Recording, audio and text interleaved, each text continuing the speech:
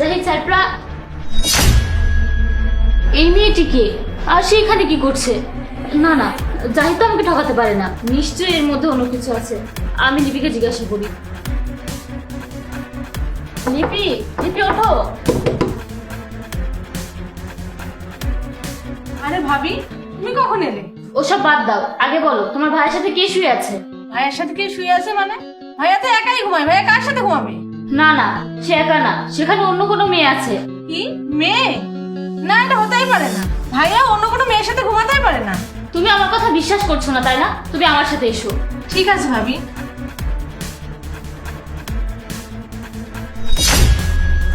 ভাবি, তুমি তো ঠিকই বলেছিলে। সত্যি তো ভাইয়া একটা মেয়ের সাথে ঘুমাচ্ছে। তার মানে ভাইয়া তোমাকে ঠকাচ্ছে। আমি তাকে জিজ্ঞেস করি, এই মেয়েটাকে? না থাক, জিজ্ঞাসা করো না, আমার একটা প্ল্যান আছে। তুমি এখান থেকে বাইরে চলো। লিপি, তুমি এক কাজ করো, তোমার ভাইয়াকে বাইরে ডাকো। আমিও শুনতে চাই সে এই বিষয়ে কি বলতে চাই। ঠিক আছে ভাবি, আমি ভাইয়াকে ডাকছি। ভাইয়া, ভাইয়া বাইরে এসো। হ্যাঁ, তাড়াতাড়ি বাইরে বেরিয়ে এসো। সকাল সকাল এর এবার কি হলো কে জানি। এই শোনো, আমি না ডাকা পর্যন্ত তুমি যাবে না, ঠিক আছে?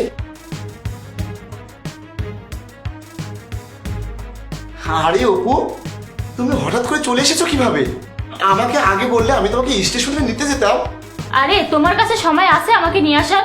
আচ্ছা তুমি আমাকে একটা কথা বলো, তুমি কি সত্যি আমাকে ভালোবাসো? আরে তুমি এসব কি বলছো?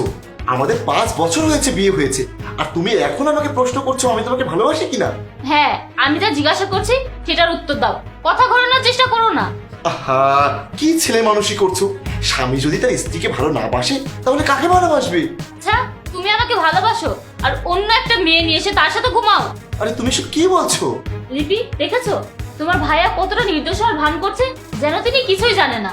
আমরা সবই দেখেছি জাহিদ, তোমার সাথে অন্য কোনো মেয়ে ঘুমাচ্ছিল। ভাইয়া, তোমার লজ্জা করা উচিত ছিল। ভাবি কাজের সুবাদে বাইরে থাকে, আর তুমি তার না থাকার সুযোগে পিছন পিছন বাইরে থেকে অন্য মেয়ে নিয়ে এসো আর তাকে নিয়ে থাকো। ভাইয়া, তুমি তোমার ওয়াইফকে এইভাবে ঠকাচ্ছ? আচ্ছা ঠিক আছে, তোমরা যখন সব সত্যটা জেনেই গেছো, আমি তোমাদেরকে সব সত্যটা বলছি। হ্যাঁ, আমার সাথে ভিতরে একটা মেয়ে শুয়েছিল, কারণ আমি তাকে ভালোবাসি। আর তোর ভাবির তো আমার সাথে ফোনে কথা বলার মতো সময় নেই। আমি ইচ্ছা করলেও তোর ভাবির কাছে ফোন করে কথা বলতে পারি না। অনেকদিন পর পর, বছরে 1বার কি 2বার বাড়িতে আসে। আরে আমারও তো সময় দরকার, আমার তো মন বলতে কিছু একটা আছে। তারপর আমি অফিসে এই মেয়েটার সাথে কথা বলতে শুরু করি। তুই যখন ঘুমাস তখন আমি তাকে কল করি। এই, তুমি এখন এসব কথা বলছো, তোমার লজ্জা করে না? আমাদের বিয়ের 5 বছর পর এখন তুমি বলছো তোমার সময় প্রয়োজন ছিল। তুমি তো জানতে যে আমি বিয়ের আগে থেকেই সেনাবাহিনীতে জব করি।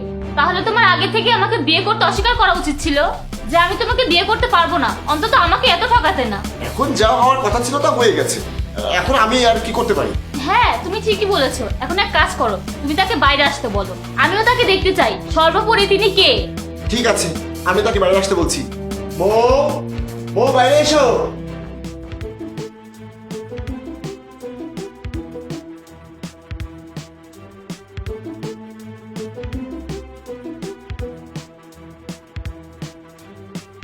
এই মেয়ে, তোমার লজ্জা করে না?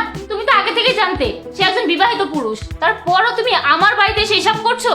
আচ্ছা, তোমাকে আমি আর কি বলবো? যখনই আমার এসব দোষ, তাহলে আমি অন্য কাউকে দোষারোপ কেন করছি? কিন্তু এখন এটাই যথেষ্ট। আমি এখন তুহিনকে ডাকছি, তুহিনই বলবে এখন আমার কি করা উচিত। লিপি, তুহিনকে ডাকো। কিন্তু ভাবি, তুহিন তো এখানে নেই, ও গ্রামে গেছে। তার মানে এসব আগে থেকে পরিকল্পনা করা ছিল। তুহিনকে আগে গ্রামে পাঠানো হয়েছে। আর লিপি তো তোমাকে কিছুই বলবে না, আর তোমার মনে যা আসবে তুমি তো সেটাই করবে। বাড়িতে অন্য মেয়ে এনেছো, এখন আমার কথা কান খুলে শোনো। এখন আমি আর এই বাড়িতে থাকবো না, আমি চলে যাচ্ছি। এখানে আমি আর এক মুহূর্ত থাকতে পারবো না। দাঁড়াও, তুমি যেহেতু আমাকে এত কথা বলেছো, তাই যাওয়ার আগে মেয়েটার চেহারা একবার দেখে যাও। সারপ্রাইজ! দেখো ভাবি, এখানে আমার কোনো দোষ নেই। সব প্ল্যানিং ভাইয়ার কথা মতোই করা হয়েছিল। ভাইয়া চেয়েছিল তুমি আসলে তোমাকে সারপ্রাইজ দেবে, আর আমরা এইসব নাটক করি। আর ভাইয়া দেখো, ভাবির মুখের দিকে তাকাও, সে কতটা ভয় পেয়েছে। হ্যাঁ, আমি খুব ভয় পেয়ে গিয়েছিলাম। আমি খুব ভয় পেয়েছিলাম যে তুমি আমাকে ঠকাচ্ছ। আরে অপু, তুমি কি করে ভাবতে পারলে যে আমি তোমাকে ঠকাবো? আমি তোমাকে ততটাই ভালোবাসি যতটা তুমি তোমার দেশকে ভালোবাসো। আর এটা তুমি কখনোই ভাববে না যে আমি তোমাকে ঠকাবো। হ্যাঁ তাই তো। আর তুহিন, তুমি এদের সাথে যুক্ত ছিলে? আমরা তোমাকে অনেক ভালোবাসি ভাবি, তাই সবাই মিলে একটু মজা করলাম। আচ্ছা এক কাজ করি, তুমি যাও, তুমি তোমার ড্রেস চেঞ্জ করো, আর লিপি তুই এক কাজ কর, তোর ভাবির জন্য খাবার রেডি কর, সবাই মিলে একসাথে খাবো।